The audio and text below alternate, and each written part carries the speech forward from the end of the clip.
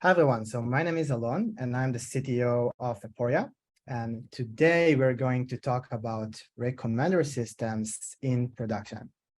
And more specifically, we're going to discuss how you can use insights from production data. So from your recommender system running in production and the data that it generates. So how you can use insights from this data to improve the performance of the model and therefore to increase its revenues, but also in parallel, reduce the cloud cost of inference. So, oftentimes recommender systems deal with huge volume of data, right, from billions of predictions, and therefore running the model itself can be very expensive in terms of cloud cost.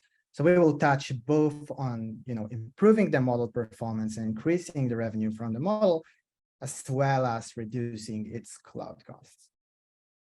So before diving deeper into that, just a really quick, background on recommender systems, or RecSys for short. And this is just a screenshot of, Amazon, of a product in Amazon. And really, when you just scroll a little bit down, you can see like two recommender systems running and generating recommendations. So obviously, we don't know for sure, but it's very highly likely that each one of these lists, so maybe smart home devices for you and customer also bought these items, each one of those is a separate recommendation model, right? So recommendation models are super popular.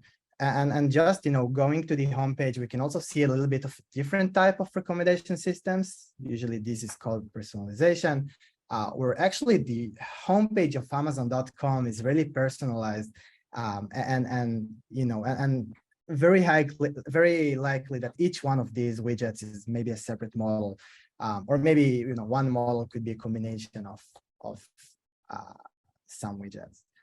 So RecSys recommendation systems are huge, and to dive a little bit deeper into how they work. So we have a website, could be an e-commerce website, but also many different types of websites that utilize recommender systems. And from the website itself, usually you have a call to the recommendation engine to generate some recommendations and then send them back to the website, right? And when diving deeper into a recommendation engine, it's usually split into three main steps. So the first step is called candidate generation. So from all of the possible items that we could recommend to this user, maybe we have billions of items that we could recommend, right? When I'm going to YouTube and watching a video, and in the sidebar, we can see lots of recommendations, you couldn't possibly run the model on all of the billions of videos that YouTube has, right, for every user request. So the candidate generation phase is all about filtering this data, filtering the possible recommendations to get what items should I run the model on, what items are likely to be relevant, usually using some kind of deterministic filter. So this is the first step of recommendation engines.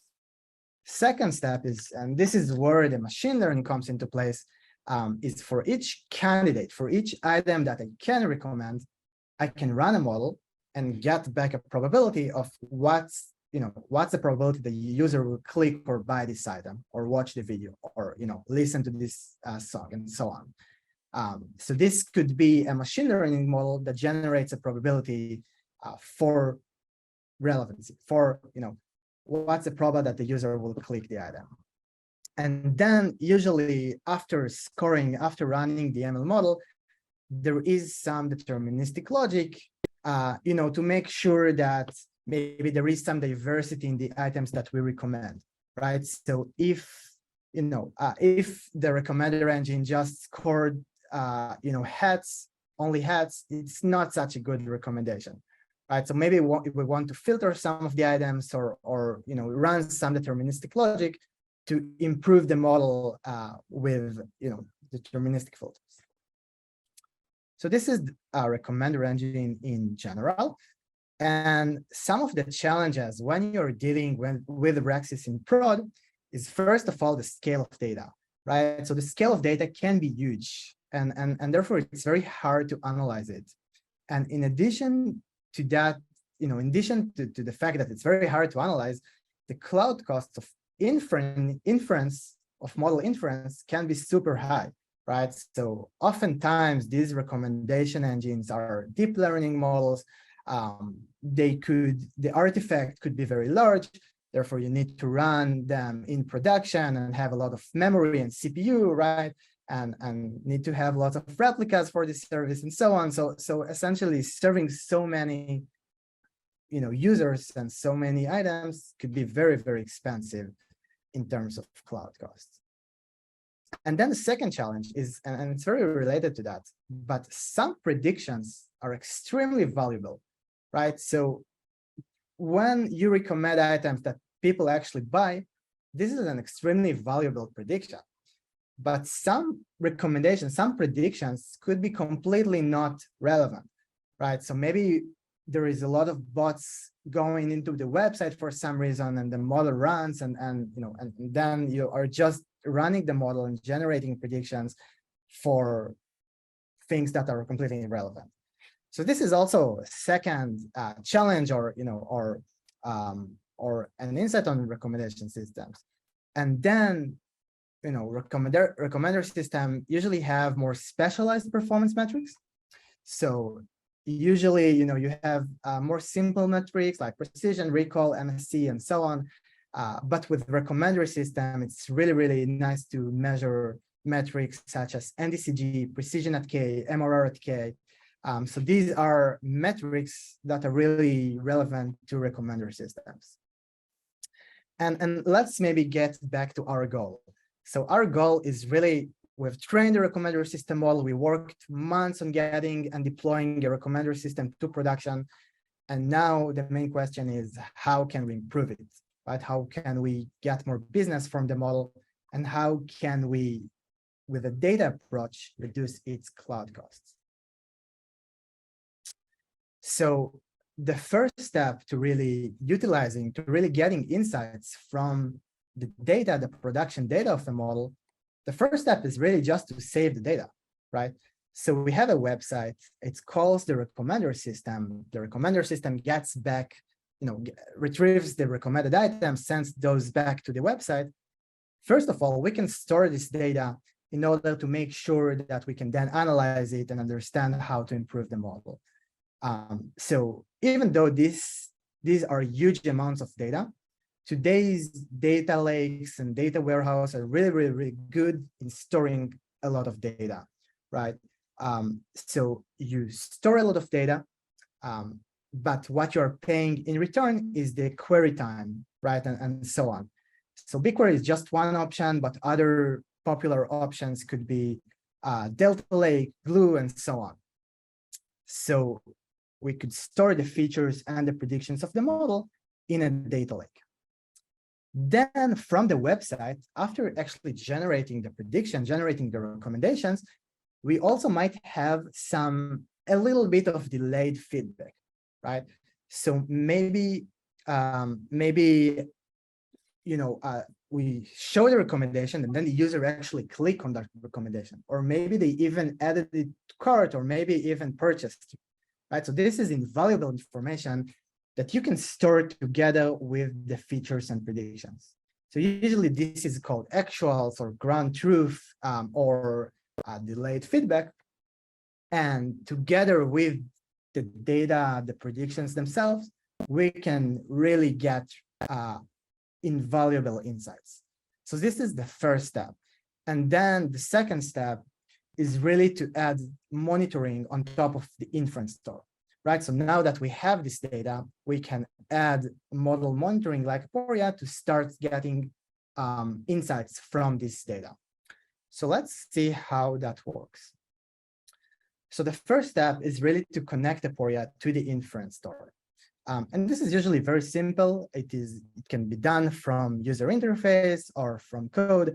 You can basically choose the data source, write the SQL, and map each column, is this column a feature, is this column a prediction, and so on. So that's usually the way data scientists connect models on themselves, like by themselves to Aporia, just by having, Aporia connected to the data, to the inference store, to BigQuery, or whatever. And then each model can be very easily added and monitored. And then after the model is being integrated and added to Aporia, they can actually start building their dashboard. So here they can basically add widgets in order to show the most important metrics for their model in production.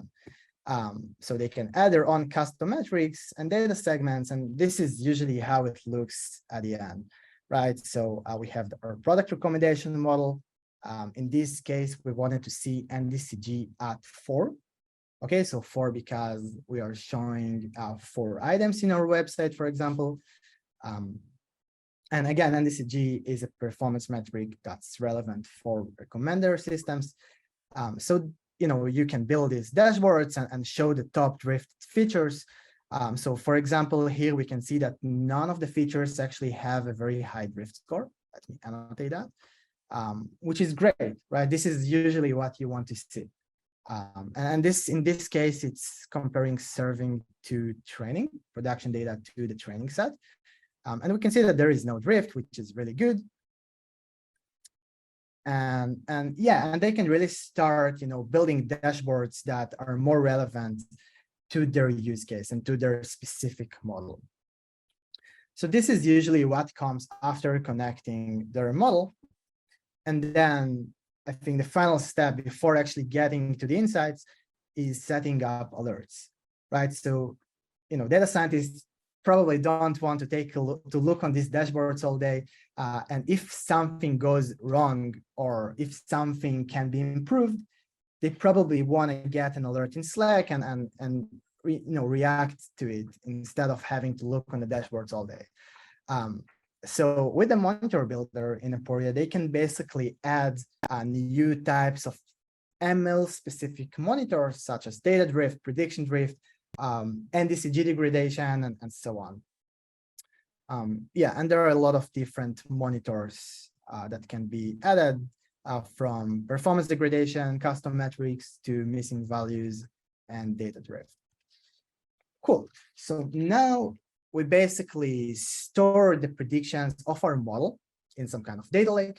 Could be BigQuery, could be RecSys, could be a Delta Lake, whatever.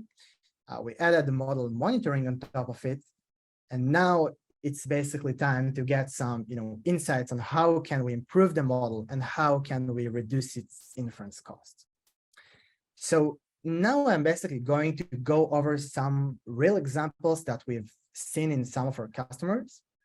Obviously, they will be anonymized, but you'll be able to see how, those insights, how they improve the model in production.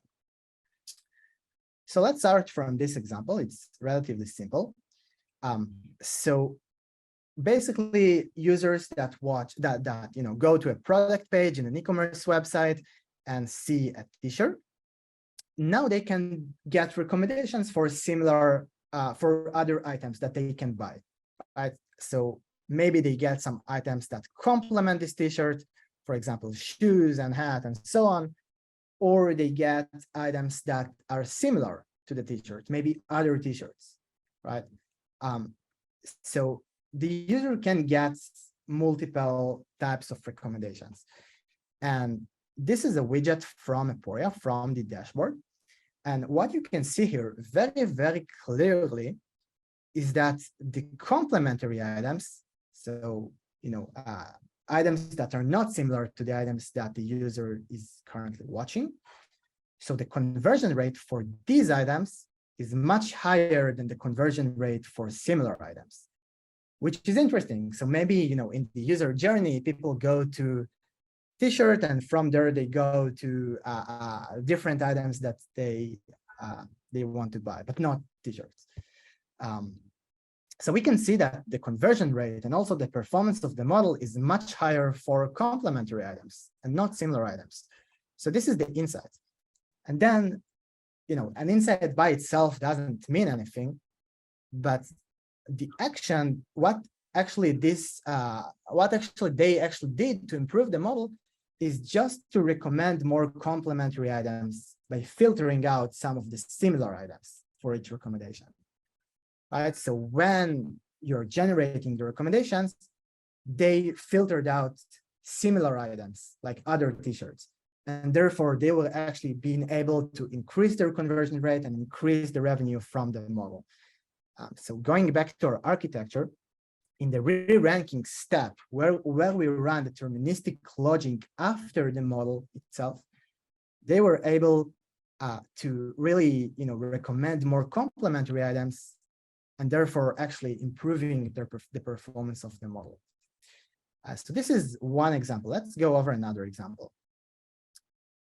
So this is another graph that we can see from Aporia. And here we can basically see different product categories, right? So maybe the purple one is coats, and maybe this is hats, and so on. But you can see that most product categories are in this range, but ties, specifically ties, for some reason are in this range, right? So ties are converting way less than other product categories. So maybe, I don't know, maybe people buy less ties, and therefore the recommendation system does not converting, even though from training it did learn to recommend ties for some reason. So the insight from production is that ties recommendations are not converting. And again, insights without action is really, it's not interesting. And what they did in this case is just to generate less tie candidates. So as part of the candidate generation phase of the recommender system, they just, filtered out the tie product categories, also increasing the conversion rates, just like before.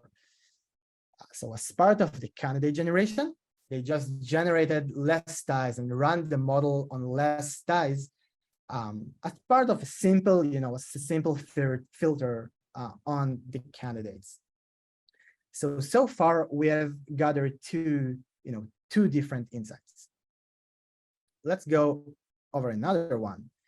So this one is a little bit different. So here we can see two graphs from Aporia. So here we can see different countries, right? So each one of those can be a country. So for example, the light blue one is United States, and this is Estonia, and each line represents a different country. And this graph is actually the prediction count. How many predictions does the model have each day in each country? So obviously, this was a US-based e-commerce website. So US is very popular, but for some reason Estonia is also popular, even though the website doesn't ship to Estonia at all. And on this graph, we can see exactly that. We can actually see that due to a low purchase rate in Estonia, we can see that Estonia just has a much lower purchase rate, right? So while usually all of these countries are right here, Estonia is much lower. So just to summarize, Estonia represents a high percentage of the predictions, high volume, but relatively it has a very low purchase rate. And what they did in this case was very interesting. So instead of running a machine learning models, the same machine learning model that they used for the US, they just used a simple algorithm specifically for Estonia. So just a simple algorithm, not a machine learning model, not a deep learning model. And they were able to cut their cloud costs by around 7%, which is huge. So just from that insight that Aporia raised to them as part of an alert or as part of a widget that they kind of manually played with, they were able to replace the scoring phase with a simple algorithm in Estonia specifically, therefore cutting the cloud costs significantly while not hurting the main markets of that company. So this is another interesting insight. And maybe, for the final insight that we will discuss is an example for a prediction drift. So this is actually an alert that was raised, something that looks like that. And here we can basically see two different segments of the data. So the blue one represent desktop users. Okay, so users that are visiting the website from a desktop computer, while the purple graph represent users that are visiting the website from a mobile phone, right, from iPhone or Android, and so on. And what Aporia detected here is that there was a prediction drift. Okay, so these are actually the probabilities. So this is the probability of what's the likelihood to recommend an item to a user. And usually, that the probabilities are between 0 to 1, right? And we can see it very, very, very well for the purple, for the mobile. But for some reason, with desktop, the recommendations started being much lower. So you can see that almost all of the data resides within this range, right? So essentially, the model had very low confidence for recommendations in desktop. And it happened suddenly, like it's not something that always was like this, but it is something that's based on an alert, specifically by auto-detecting the segments that are problematic, like desktop. So just by diving deeper, if you dive deeper into this alert, you're able to see what are the top drifted features, right? So what are the features that were drifted and caused this prediction drift? And what they found out is that previously interacted with, this is a feature of the model. So it essentially represents what items did the user see or interacted with before they watched these items, right? So maybe I'm going through hat, then I'm going through a t-shirt, whatever. So this is that feature. And for some reason, it started receiving incorrect value only on desktop. And this is just an engineering bug. Probably the engineering team released a new version of the website to production, and it had a bug when passing this data, when passing the previously interacted data. So yeah, and it just affected desktop only, and it affected, it had a very long butterfly effect, right? So the engineering team released a new version. The previously interacted started receiving incorrect values. This was a data drift. This data drift led to a prediction drift. So users in desktop didn't receive good predictions. And then it led to bad conversion and bad purchase rate. And here the action plan is much simpler. It's something like just create a Jira ticket to the engineering team to make sure that they fix this bug. Right, so just to recap on the different insights that we have gathered. So in the re-ranking step, we saw that complementary items are converting less than similar items. Sorry, the opposite. So similar items are converting less than complementary, and then we can filter out some of the similar items. So this was insight number 1. Insight number 2 was just that the tie category specifically is also converting less, and therefore we could remove ties from the candidate generation or sample it. And again, all of these insights are based on analyzing the production data and playing with that and so on. And then we had another insight, and this is not about improving the model, but instead it's about cutting its cloud costs. So by measuring the performance of the model in all of the different countries automatically, we were able to see that Estonia specifically has really low model performance or conversion rate. Therefore, we can just replace that with a simpler deterministic algorithm or even a random sample because it doesn't really affect our revenue. And then another insight, and this was the final insight here, is that due to a really long chain of different bugs, the model ended up receiving incorrect values for a specific feature in a specific segment, right? Only for desktop users.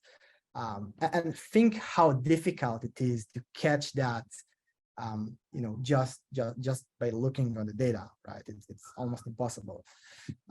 So this was another very interesting insight that was used in order to really improve the model and make sure that they get better performance.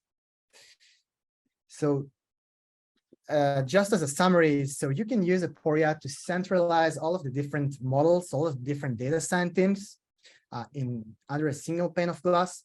So integration, we showed that before, is simply writing SQL query on top of your inference store.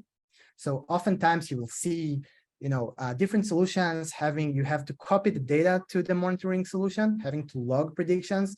And the way Aporia works is really by connecting directly to your data lake, so to BigQuery or to Glue, and not having to copy all of the data to a separate database. So this is number one. Number two is really to be able to gain insights to really maximize the business impact of the model, right? Because this is the reason why we're building models. And then it's really important to have tools to get to the root cause of the model as quickly as possible.